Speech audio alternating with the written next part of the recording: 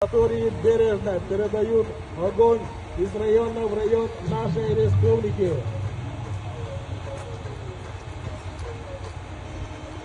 Дорогие друзья, наступает торжественный момент зажжения факела эстафеты огня лидера среди Азии на земле Кандаларского округа.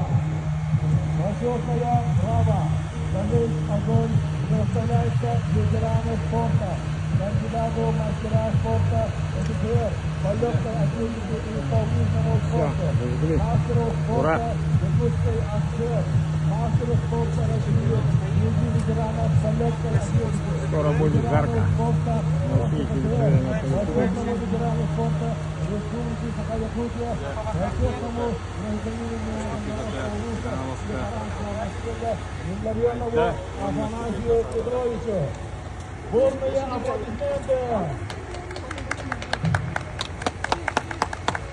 Наступает торжественный момент старта эстафеты огня 8-х международных игр Южной Азии. Пожелаем удачи нашим героям. Добрый путь, факелоносцы!